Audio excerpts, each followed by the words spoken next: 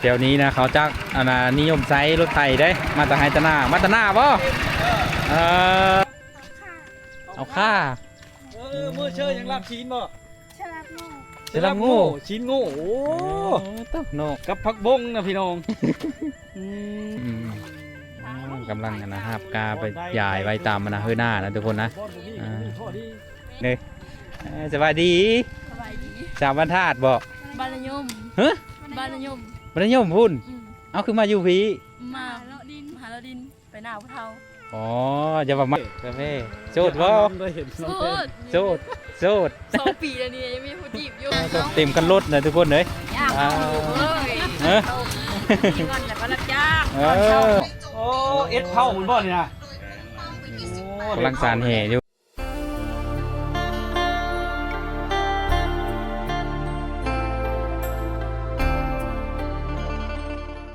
โอ้มาวันนี้ก็ฝนตกทุกคนเลยวันนี้เฮาเดินทางมาที่บ้านท่านนางเล่า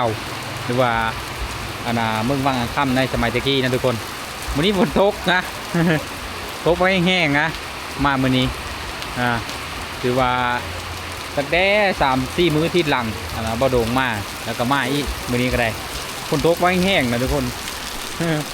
เขาเจ้ามาแต่ไฮตาหน้าอยู่พูนนะพูนกำลังมาแต่ไฮตาหน้านะ เดี๋ยวนี้ฝนตกแล้วอีกจังน้อยนี้ได้ดำไฮดำหน้าจะแซวแล้วจังน้อยนี้นะทางนั้นน่ะเป็นภูเขาได้ทุกคนนะเดี๋ยวนั้นเขาดำหน้าเร็วเลยได้เพราะว่าฝนตกตลอดเนี่ยครับโบกำมันได้น้ำคลองชลประทานแน่เขาก็ได้ดำหน้าไว้ในทางนี้นะเขาหน้าเริ่มเขียวเลยทุกคนเลยฝนตกเลยพลหน้ายูโน่นก็อีกจังน้อยก็ได้ดำแล้วทุกคนบ้านนี้ได้ดำหน้าไว้นะกันเพื่อเยอะ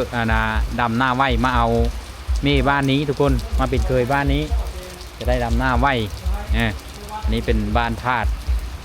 นี่ก็ตั้งอยู่นะที่เมืองเวลาบุรีแข่งสวรรณเขตนะสบายดีนะทุกคนคลิปวิดีโอนี้บอโดงก็อยู่ที่บ้านธาตุนี่ก็เมนอยู่ที่เมืองวิลาบุรีแข่งสวรรณเขตนะทุกคนนะวันนี้มาหาเลาะส้มบรรยากาศยันหนึ่งแรงนะทุกคนในเบิ้งสำหรับบ้านนี้แม้เขาดำหน้าแล้วหลายเจ้าเลยทุกคนจะตามที่เขาสังเกตเบิ้งนะเพราะว่าเขามีนะคลองชลประทานเนาะอยู่ทางล่างบอโดงนะไม่เป็นคลองนะคลองชลประทานมันไหลมาแต่โผพายพวกเราทุกคนเลยมื้อนี้ก็บรรยากาศก็งามวิวงามเลยทุกคนเลยวิวมื้อนี้นะพระเจ้าก็ดำให้ดำหน้ายามแรงก็ส้มวิถีชีวิตของเผ่าผู้ไทยทั้งบ้านท่าทั้งลาวนะทุกคนเดี๋ยวไปติดตามนะส้มเบิ้งบรรยากาศไปน้ำกันเนาะหาหน่อไม้ได้บ่หน่อไม้นะนี่บ่พ่อแกงอยู่ว่ามันนี่เนาะท่านพ่อแกงเนาะนี่ผูกไปหาอยู่โหยพุ่นแหละหาไม่เป็นลูกชายบ่เนี่ยลูกชายบ่พาลูกชายไปนำคนยุ่งมันหามจะหน่อยไม้ทุกคนเลยกำลังยางเลยกลับเพิ่นไปแหละหาหน่อไม้หาเลาะแถวนี้นะทุกคนเลยแถวนี้นะเขาจักนิยมใช้รถไถได้มาตาไฮตานามาตานาบ่เนาะมันจะดำไม้ดำหน้าทุกคนลูกหลานเต็มรถลังรถไถเลยแถวเขตนี้จะยังนิยมใช้รถไถอยู่นะทุกคนนะสำหรับหมู่บ้านนี่นะเขามักจะนิยมปลูกดอกไม้ได้ปลูกดอกไม้ไว้กราบไหว้ซากุระบูชาธาตุนางเล่านะทุกคนเนาะเขาปลูกหลายเลยทุกคนเลยเขาปลูกไว้กราบไหว้บูชาทั้งพระเจ้าองค์แสนแน่แล้วกับพระธาตุนางเล่าแน่นะทุกคนดอกไม้นี่เป็นดอกไม้ดาวเฮืองเนาะสำหรับทางนั้นก็เป็นวิวนะภูเขาสวยงามเลยพูดแหละภูเขานี่มันจะยาวคนไปปุ้นทุกคนไปโหดทำป้องมันอยู่ทางนั้นนะทุกคนอันนี้เป็นโซนดอกไม้เขาทุกคนเลยมื้อนี้เขาบุกโซนเขาเลยนะ เอามาเบิ่งเครื่องปลูกของฝั่งเขาเนาะทุกคนนี่อันนี้แม่กำลังซ้ำตะกร้าอยู่นี่นะเนาะว่าตุบุญเรากำลังไถซ้ำตะกร้าอยู่แล้ววันนี้ทุกคนเลยยังแต่เฮอเดียวนี่แหละวันนี้นะบ้านนี้ถือว่าอุดมสมบูรณ์ทุกคนเลยดำให้ดำหน้าแม้นแล้วไว้ก็มู่ สำหรับเพื่อหน้าเพื่ออยู่คือคลองกำลังเฮ็ดเพลินนั่นน่ะแซมหน้าบ่โอ้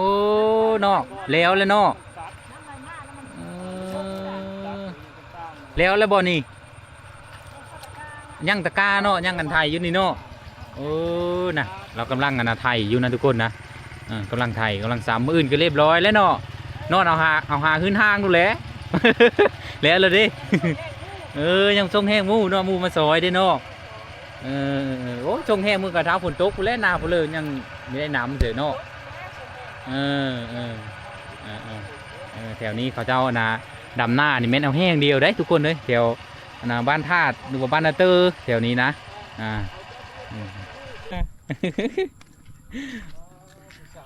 พี่สาวมาเอาเพลนี่นะเอาค่ามือเชยยังรับชิ้นบ่ฉลามโง่ ฉลามโง่ชิ้นโง่โอ้ต๊ะโน่กับผักบงนะพี่น้องหน้าเจ้าบ่นี่นะสูตรมะเพ็ดชูนมะเพ็ดเจ้าเอาประเทศโหเลยนะเขาเองก็ข้างเดียวสบายเลยเนาะมันฆ่านะมันคล้องนี่น้ำนี่เลยมันเข้าบ่ได้บ่แมนเจ้าอยู่บ้านหรือบ้านธาตุนี่บ่แมนคือบ่ฉลังเห็นอยู่ทั้งเล่อเหินเจ้าน่ะอยู่ทางเขาผ่านทางทางไปทางโป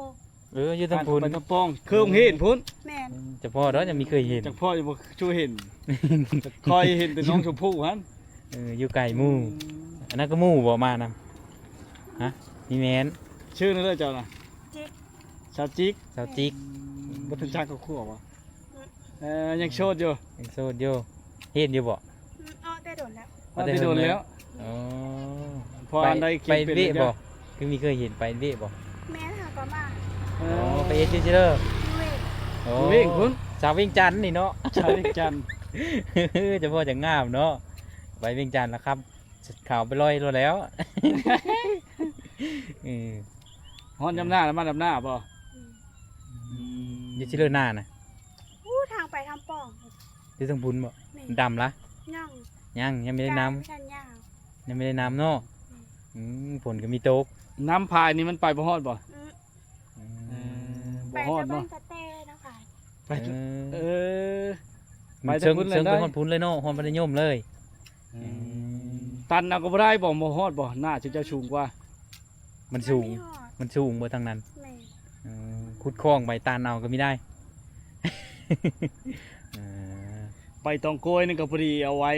ยิบคันมาเบ่งเนี่ยเนาะเป็นจุ่มอยู่นี่โอ้บักงามเจ้าก็ยิบเป็นบ่ผู้ชายมีเป็นมีแต่เขาอีเมย์ยิบมาเจ้าก็เห็นแล้วเลย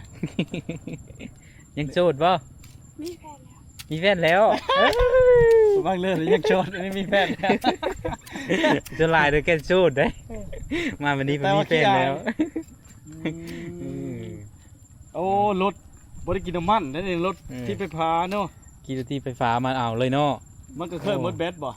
กับมดเลยนะมดคือกันเคยได้จูงบ่เนี่ยจะมาเคยได้จูงการมันชิมดแล้วเขากระชากไว้เนาะหรือว่าไปหน้าเจ้าสบายเนาะไปกับสบายลาก3 คนก็ได้บ่เนี่ยได้เฉยขัน4 คนได้จ้ะบ่ได้ไม่ได้มานั่งบ่ไม่ได้มานั่งเนาะ4 คนนั่งกระตามมาเห็นสาวงามกำลัง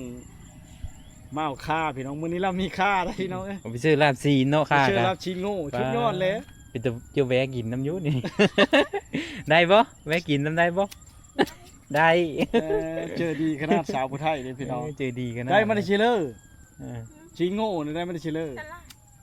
ซื้อมาจากตลาดจุดชุมมึงว่างพุ่นคือจิง่วงงามนี่เนาะบ่ได้ไปนำหน้าใช่เขาป่ะจ๊ะจะมาเปล่าแห้งเขาไปหลายมื้อแล้วไม่ได้ไปมื้อนี้พักเนาะไปหลายมื้อแล้วมื้อนี้พักแต่พ่อเคชิวจึงยุบบ่ได้เนาะไปดำหน้า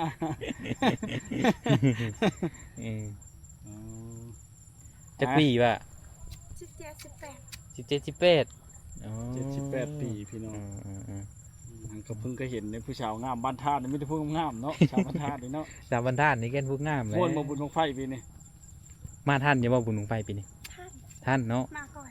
ก่อนอีมาเตรียมท่าไว้เรียบร้อย2 มื้อ 2 คืนเนาะจะแม่มันโมน ชิวอายคือบ่เห็นใช่คือผมมาก็บ่เห็นเนาะ ลงคำแล้วลงมือเดียวสิ ลงทำได้กินอยู่เฮิรน ทำแล้ว เอ ลงมือเดียวกัน มูลเป็นมูลแล้วบุญบ้านเฮาเนาะ พอกับมันวงดังยี่เนาะมาพัด เออ บ่ได้พอผู้บ่าววะงานบุญนะมีช้ำโอ้ยพี่น้อง14แล้วบ่มีผู้บ่าวเดี๋ยวมีผู้บ่าวอยู่ อ่าต่อเด็กหนูแล้วว่ะนี่แหละพี่น้องดนๆจะมาเห็นผู้สาวงามเท่านึงนะในยามแรงๆนะขอบใจหลายๆมื้อหน้าสิไปแว่ไปยามอยู่เฮิรนเด้อคันวาง อยู่เฮิรนตลอดบ่ยังมีท่านได้ไปที่อินเวกันยังหึงอยู่ที่ ดำหน้าแล้ว ดับหน้าแล้ว มาแล้วพุ่น เออ เราสิขึ้นไปเฮ็ดงานนี่ แม่ อืม โอ้พี่น้องเนาะ อืม ผู้สาวผู้ไทยเมืองว่างแท้ๆได้บรรทัดนางลาวพี่น้องมีแต่ผู้จบผู้งาม เดี๋ยวว่าไปวิ่งมาแล้วว้าวหวาหวาไม่เบาบ่อ๋อจะเบาบ่เป็นอยู่บ่เบาวิ่งกะ เก่งดู เป็นอยู่ลองรู้จักคำ ไปไซส์แบบนี้ไปไซส์แบบนี้ลองด้วย นี่มากกว่า มีมากเบาออ มีเคยเนาะเป็นภาษาผู้ไทยคือเก่าเนาะ สาวผู้ไทยไปอยู่ซิเลอร์ก็มีทีมคำเก้าเนาะคำภาษาผู้ไทยเฮา อ่ะ ขอบใจหลายๆเด้อเดี๋ยวให้กับสภาพอารมณ์เด้อมื้อหน้าสิไปแว่ไปยามอยู่เฮิรนไปลิ้นน้ำกินต้ ชื่อ มไก่ ชื่อนั่นเลยว่ะลืมแล้ว จิก จิ๊ด จิกน้องจิก จิ๊ก แม่ สาว บ่มี จิ๊ก ไก่นำติ สาวจิ๊กคนงาม มีแต่จิกขอบใจหลาย ขอบเจอหลายๆเด้อบายบ้านหนึง ๆ แรงนะทุกคนน้ำนี่ได้ประโยชน์หลายอย่างเลย ขึ้นมาทำหน้าเลย ทั้งอาบแน่ทั้งไซส์ในโคเฮิร์นแน่ทุก ทำห ค น้าน ชักเคือง ฟิชแมนอันนั้นมาแต่ดำหน้าบ่นี่ สวัสดีพี่สาว มาแต่ดำหน้าบ่ มาแต่ดำหน้าบ่ มาแต่เดิน โอ้ อืม ขึ้นว่ามาแต่ดำหน้าเลย เออ ไปเพลอเดินน่ะ ใส่ไอ้โห เฮ็ดโห โอ้โหว้าคือดุแท้ ดูนี่เนาะชาวผู้ไทยทีแล้วแล้วบ่เฮ็ดโหน่ะ แล้ว โอ้ยว่าสิไปโชว์สิไปเล่น อันที่ไปซ้อยฉันดอก เราแล้วนะพี่น้องนะไม่เห็น หน้ายังไม่ทันดำบ่ จำแล้วเหรอ ดำแล้วเลย แล้วแหละ โอ้ แล้ว ไหวเลยเนาะอ๋อแล้วเดี๋ยววีนั่นนี่เจอจะไปชิเลอร์ก็ได้เนาะอันนี้กำลังอาบน้ำเหมือนบอก เราจะอาบน้ำด้วยล้างเครื่องคองชื่อ อาบน้ อาบน้ำเลย พร้อม ชื่อนั่นเลยล่ะ ฮะ ำมือดำ มดดำสาวมดด สาวมดดำดำดีชีบตกเนาะ ำ ดำเกียงงามได้สาวผู้ไทยน้องดำเป็นน้องสาวมดด ชิเลอร์เฮิร์นอยู่นี่บ่ อ๋อ ำตอนหน้านี่เลย ตอนนั้นนี่เลยเนาะมาอยู่ขึ้นทุ่งหน้าบนหน้าอยู่นี่บ่ อืม สบายเลย สบายเนาะ มี ไม่ต้อง วิว เที่ยว ภูเขาอีกข้างแล้วก็มีวิวภูเขาอีก นึก คักทุกคน หน้าเราก็อยู่นี่บ้านเราก็อยู่นี่จะแม่นสะดวกสบายเลยบ้านน้องมดดำเนี่ย อืม บ้านเราอยู่สวรรค์ อยู่ชวันบ่ ย้ายมาจากสวรรค์โอ้คิดว่าสาวผู้ไทยแท้ซะดอก ผู้ไทยแต่งผู้ไทยปลอมอีก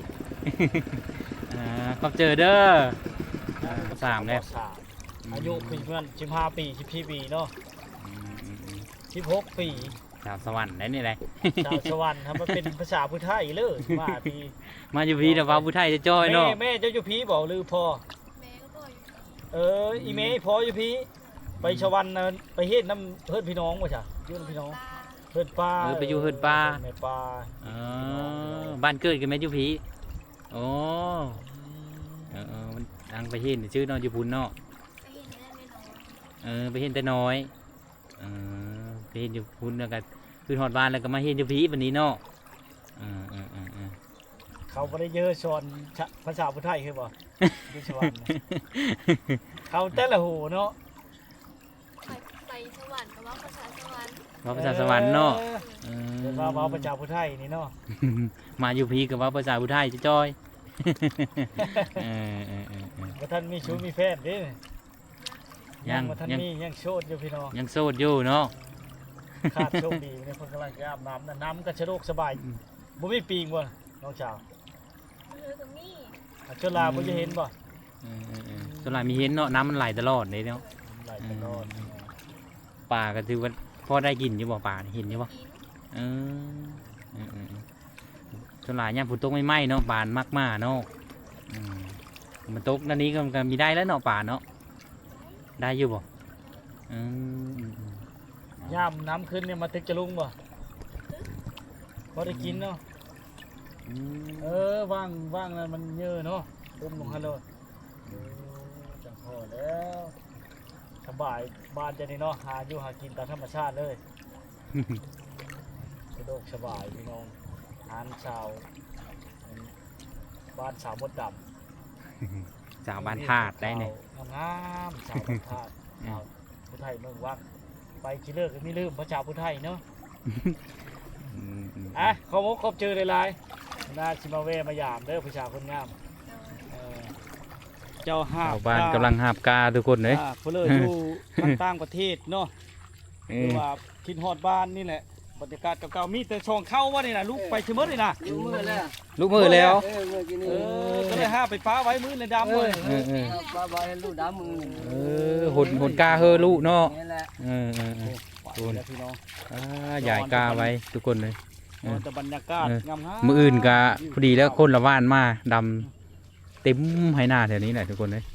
เป็นตากาของเขานะทุกคนกำลังหนกาสองเท้ากำลังหนกาลูกเม้นมือมาแล้วมืออื่นก็เฮอลูกมาดำทุกคนเลยกานี่ก็เป็นกาซักเป็นกาซักเกียรติแถวนี้เขานิยมซอยเดี่ยวนะทุกคนในเวลาดำหน้านะทุกคนนะลูกนะไปเฮ็ดงานเมื่อไรแล้วก็หาบสองเท่านี่ สองเท้าหาบกาเลยทุกคนเลย สองเท่าหาบกาเด้วัดปักโยนึงพี่น้องเลย ย่างกันซี่เนาะ ชาวบ้านทันลาวได้ดำในไทย ดำหน้าก็ดำหน้าไว้ก็มู่สาวบรรทัดเลย แล้วเมื่อพี่น้อง น้ำลายพ่นเนาะน้ำจะทุ่มหน้า ลายพวกจนโทมเนาะ น้ำลายเจ้ามาหูมันดี นานอยู่ตามหมู่กันลำบากนิดนึงเลย บ้าแล้ว ก่อนพอชงคนละบ่ายฮะ กำลังนะฮาบกาไปใหญ่ไว้ตามมันนะเฮือหน้านะทุกคนนะ มืออื่นนี่หลายคนเลยเนาะมาดำนี่เนาะละว่านเลยเนาะ มีเขามาแห้ง เขามาเอาแห้งบ่เอาแห้งแน่ส่งแห้งแน่เนาะกันตอนนี้แหละซอยเดียว สาวงามมีแล้วเห็นเป็นสาวงามมีแล้วทุกคนเลยสวัสดี สบายดี สาวบรรทัดบอก บ้านยม ฮะ บ้านยม บรรยมพุ่น อืม เอาคือมาอยู่พี มาเลาะดินหาเลาะดินไปหน้าพะเทา อ๋อจะมาดำหน้าเถอะเด้อ โอ้ย ชาวบ้านจะเลิก ดำ กิน หน้า น้ำแท้เนี่ย ดำหน้าเร็วเลย แล้วเร็ว มาแต่นายมผู้ อืม มาไกลหรือมาฮอดเชนรถไฟฟ้านี่ อ๋อ เนาะ มันมีเมิดไฟบ่ มีเมิด มีเมิดไปกราฟนี่ได้เฉย ได้ โอ้ถือว่าไก่เนาะ มาหาหมู่บ่ ไปพายเลาะดินไปเบื้องหน้าพะเทา เบิ่งหน้าพ่อเฒ่าเราจำหน้าแล้วเลย แล้ว ทางมาเบิ่งซื้อ มาว่าคือซื้อเขาแล้วเลยเด้ หน้าเจ้าได้จะดำแล้ว ไม่ได้เอ็ดหน้า ไม่ได้เอ็ดหน้าเลยโอ้คือมาสบายเลยเนาะเป็นตาจะมาอยู่แล้วนะว่าบ่ได้เฮ็ดหน้าว่ะ เออ ไม่ได้เอ็ดหน้าเอ็ดหน้าซอยตะเขาพะเทาอะไร เอ็ดซอยไม่เท่าระยะ แต่ค่อยก็เคยไปในบ้านนิยมคือบ่ฉลังเห็นนะ เอาอยู่แต่เฮิร์นไม่ได้ไปเฮิร์น เพิ่นอยู่แถวเลอเพิ่น อยู่แถวนั่นเลยอยู่แถวตรงทางเวนะท่านเฮิร์นเขาบ้านท่านโค้งไปทางโค้งท่าน คือของการบ่ ในบ้านเชิดบ่หรือในบ้านอะไร บูเตอร์ผมวันเก่า เก่าอ๋อ ตอนหน้าเฮิรนก็ตัวติ่นนะบ่ อยู่เฮิร์นตรงพระอันนี้เด้ ก็เพิ่นว่าจะถ่าย มีจักแล้วนี่ ชื่อนั่นเลยจ้ะ ซื้อแพร่ สาว ชื่อ เพ่ เพ่ น้องเพ่ กาแฟโสดบ่ ได้เห็นน้อง โส เพ่ ด โสดโสด 2 ปีแล้วนี่ยังไม่ผู้จีบอยู่ พอดีแล้วสันจังน้อยนี่ได้โลดนี่มีอึด เท่าเลยชี้ตามหาเลย 14ตามมาเจ้าแจ้วแล้วเลย อีกแล้วพี่น้องบ้านนายม สาวคือไทยมึงว่างยังโสดอีกบัดนี้ โสดมีแต่คนมากเลย งามๆบัดนี้ก็ยังโสดมึงแน่ทุกคน อันนี้ก็ สาว โสด คือไทยนะอันนี้น้องบ่ทั้งหลังนะ หมู่ หมู่ หมู่ อ๋อหมู่คือน้อยแท้จักปีแล้วจ้ะ อันนี้ 15 ปีแล้ว อ๋อเจ้า14 ปี 14 มีว่าดอก ก็15นี่เนาะ อ๋อหมู่15 ปีบ่คือน้อยได้จ้ะ กินข้าวน้อยนะมากินข้าวหลายๆแต่ยังใหญ่ไว้ชะมูนะ เฮ็ดอยู่ห้องเดียวกันบ่ อ้อแล้ว อ๋อแล้ว เจ้าได้ฉัน อ้อแล้วอ้อแต่ไปขายไปชื่นนี่ อืม พออันได้คิด เอามา เป็น อยู่ แล้วก็ ดีตะเกาอยู่บ้านทาตะเกา บ้านท่า ไป บ้านทา ไปเพื่ออยู่บรรดา อยู่บ้านแม่เด้ บ้านแม่อยู่พุ่น อืม บ้านนายมน่ะอยู่เป็นบ้านพ่อ อืม อ๋อ ย้ายมาอยู่น้ำพอ อืม บ้านท่าไปทางเรื่องบ้านท่า ฮะ ไปทางนาเก ท่าน บ่ ท่านนาเก เบกอันโตเมืองบุรพา เฮ้ย เมืองบุรพา บ้าน บ้า ท่าน เมือง ท้า บุรพา ท้ามูลบุรพาบู ลัดไปทางเลือไปเมืองบุรพามันไกลกว่าหมู่นี่ทั้งนี่บ่ อ่า น้องกระปาดบ่ ทางตะโบยเลยไปทางนี้แหละทางโบเล็กนี่ ไปทางบุรี เล็ นี่ กทางหนองกระปาด อืม อ้ายบ่เคยไปแต่อ้ายเคยไปทางเข้าทางน้ำประเคนนี่แวกมากเคยไปเที่ยวแล้วเมืองบุรพาไปแล้วม่วนหลายมีแต่ผู้ชาวงามมาพี่กับผู้ชาวมาแต่บุรพาอีกแล้วนี่ เจอผู้สาวมาแต่บุรพาอีกแล้ว ผสมผู้ชาวผู้ไทยบ้านในสาวผู้ไทย เออ มึงว่าง อยู่พุ่นเป็นอันนั้นบอกเป็นเล่าวบ่เขาเป็นเล่าวบอกหรือว่าผู้ไทยอยู่บ้านผู้ไทยบอก ไม่ได้อยู่บุญถึง อยู่หน่อยหนึง อยู่ในเดียนอยู่2 ปีนึง แต่ว่าบ้านท่านมันไปทางใดทางขึ้นทางกระเตะพุ่นบ่กระโตะบ้านกระโตะมันกระเตะ ว่าท้าพนังได้ ท้าพนัง ไปทางเลยเด้บ้าน ทำพนัง ค่อยไปแถวนั้นโหนงนิวเป็นนู่ห้วยแฮดวังผ้าบ้านหลายหมู่บ้านเยอะสุดไปกับบ้าน พี่เมนพี่เมนอยู่คือตัวเมืองพี่บอก อยู่กับตัวเมือง เอ เลย อทางตัวเมืองพี่โอ้ยบ่ฮู้ดอก คือตัวเมืองก็อยู่พี่อยู่ทางนี้คือตัวเมืองนี่ผู้ว่าวนี่ผู้ว่าวอะไรนั่นกะ บักแช่ ผู้จักอีก หมู่เดียวบ่ มีเป็นหมู่ว่าวของเน็ตว่าเน็ต ผู้ว่าวหมู่ เจ้าน้ำมันทันได้มีเนาะ เจ้ายังมีท่านมีเนาะ ทันใด ทันใดสาวผู้ไทย เราไปไทยอายุ14 ปีเลยทุกคนเนี่ยยังโสดอีกปีหน้าก็15เนาะ บ่ สา ทั วน เอา โส โพ ด ดอกผู้ไทยเฮาเนาะ14ปีนี่ องเห็นแล้วไม่ได้ไปเวียพอ ว่าจะไปอยู่ว่าก็ไปนี่พานี่พาไปเอาสมือนี่แหละ เอ้าไปป้าเลยเลย ฟ้าแล้วนี่ก็โอ้ยยังเพิ่นไป ถ้าหมู่แน่หมู่ยังอันนั้นอยู่มันยังเสิงอยู่ อ๋อไปอินเวชิเลอร์ อยู่นครหลวง ไปวิ่งไปเป็นสาววิ่งจันทร์เลย ชาววิ่งจันทร์ ไปเป็นสาววิ่งจันทร์แล้วเนาะ ลืมภาษาผู้ไทยเลยจังหน่อย ลืมเด้อ อันจะมาลืมจ้ะเนาะเห็นเว้าไหมเว้าวิ่งจันทร์วันนั้นเลย มีเบ็ดแล้วนี่เสือ มีเป็น ไปใส่วะ เฮ็ดหยังอยู่ มันมีพี่น้องอยู่พุ่นบ่เฮ็ดงานมีผู้ติดต่อคือบ่ นี่อันแบบเอ้ยไปเอ้ย อยู่พุ่น พี่น้องอยู่พุ่นแล้วไปก่อนแล้วก็เลยมีงานเดี๋ยวก็ไปเนาะช่วงวางอันนี้นะคือวางงี้นี่อ้อเลยบ่ อ้อแล้ว อ๋อเลยเนาะ เขามีย้ายมาอยู่ที่แล้วก็เลยอ้อเลยไม่ได้เห็นต่อเลย ต่อเนาะนี่แหละพี่น้อง เป็นคนหลายท้องถิ่นเนาะทั้งอยู่ตะบุรพาแน่มาพี่แน่ ทางก็มาแต่บ้านแน่มาว่าน มาบ้านนี่มาตะบุรพานะบ่ อ๋อ โชคดีเนาะเฮา แต่พ่อเรายังมีเคยเห็นเนาะ ฟ้าลังพลสวยงามเสมอวันนี้ก็พลตกหาก็เอิ้นก็ได้เห็นผู้สาว วันนี้ งาม ฝนตกแกตอนฝนตกอยู่ชิเลอร์ คนโตก็อยู่เพื่อนนะ อยู่เพิ่น ไม่ได้ไปเฉยอยู่แต่เฮิร์น เฮิร์นมันยมพุ่นนะ อยู่แต่เฮิร์น หากะมาบ่ดีนะ คอยแข้งพลมาเลยแต่คอยนะ หากะมามือฝนเอิ้นนี่นะ หากเราก็เลยว่าหากระตื่นจะนอนแล้วก็พายเบียร์รอดิน พอดีเจอขึ้นมาจำเนาะ โชคดีมันเลย พอดีได้จังน้อยก็ได้แฟนพร้อม เขาได้เนี่ย ได้แน่นอน ขอบใจหลายๆมึงได้สิไปเว่พยายาม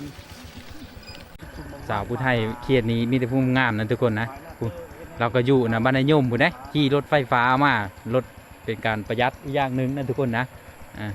เพราะว่าแถวนี้มันก็มีไก่ไปเลยแต่นี้ไปหาอันบ้านนายมก็ประมาณ10 ไปกิโลประมาณนี้ละทุกคนนะบรรยากาศยามแรงอยู่ที่บ้านธาตุกับประมาณนี้นะทุกคนนะคนเต็มรถนะทุกคนคนละบ้านมาดำหน้าได้เลยนะมาตะบ้านเลอร์นี่นะ โอ้ยจะพาความพลังมาเรา ปลาพิล่างโอ้ มาจะรับจ้าง รับจ้างบอกมารับจ้างดำหน้าเนาะเต็มรถนึงอุปกรณ์เนาะ เอ้ยแต่ขึ้นดำให้ ทงเพื่อทงมั่นเนาะ เล่น อุปกรณ์ เชี่ยเชี่ย เอ ร อ ถไถหน้าร ถไถหน้ามาเองเลย อาไปเนาะ มือเทเลอร์อยู่พี่ เส้นหา เจนห้าเนาะเออบ รรยากาศแดงน้ำมันแรงพี่น้องไปชมวิวภูเขาข้างล่างเลยนะชาวบ้านที่เจ้าขึ้นไปดำให้ดำหน้า มาจะทำให้ดำหน้าทุกคนแวะซื้อเครื่องซื้อของอยู่ห้านค้าอีกจังน้อยใช้จ่ายเงินก้อนวันนี้ได้เงินแล้วใช้จ่ายเงินแล้วทุกคนเลยรถนี่ขับมาเองเลยป่ะขับมาเองเลยป่ะเดี๋ยวขับไปส่งป่ะ รถ รถเองนี่แหละ เขาไล่น้ำมันนะดิน่ะ เออ ไปน้องเขา เออ เขาย่างมาเขาไปนากัน นึกดีเนาะ ย่าง เต็มกันรถเลยทุกคนเลย ย่างเขาเลย เออ มีก่อนแต่ก็รับจ้าง เอ ก่อนเขา อ ส่งเขา สู้ๆไปกำลังเจอเฮ้อนี่แก บืนมาอีกป่ะเออ เยียบรถไถโค้งเก้าจังโค้ง บิดโค้งเลขสองอีกตัวรถไถกันเนาะโค้งเลขสองนะหมูยังไม่ทันได้มาเมิดได้อันเบื่อแล้วบัดนี้ทุกคนเลยเต็มรถนึงอ่ะบุญมาแต่บ้านพาไปล่างคนได้นี่นะเขามารับจ้างเนาะพอดีมืดฮอดบุญนะไกลเติบนะทุกคน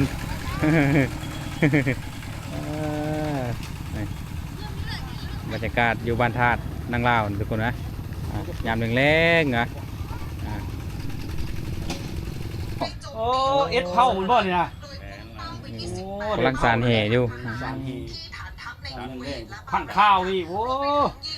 แต่ทีผู้เฒ่าก็ฟังเพลงนักเลงขึ้นพังข้าว จนหลายได้จานนั้นมื้อเช้าก็มื้อแรงเนาะเออ เฮ็ดเวเด้เนาะสู้วันสิดับเด้อเขาว่าคัก มันหมานบ่ มานจนดับป่าน่ะไปฟัง สู้มันจินดามมันเนาะ ทำมีป่าเฮาซะเนาะ บรรยากาศเขามาแต่ให้แต่หน้าทุกคนเอ้ยคำยำแรงมันจะทำให้ดำหน้าแล้วนี่แหละบ้านธาตุนี่แม่นอยู่ที่เมืองวิลาบุรีแห่งจังหวัดนครเขตนะทุกคนนะเป็นบรรยากาศยามแรงทุกคนเลยกาสำหรับคลิปวิดีโอนี้ก็จะได้ปิดเพลงสำนีก่อนทุกคนเลยเพราะว่ามื้อนี้มันค่ำเลยนะเดี๋ยวพบกันใหม่ในคลิปหน้าเนาะ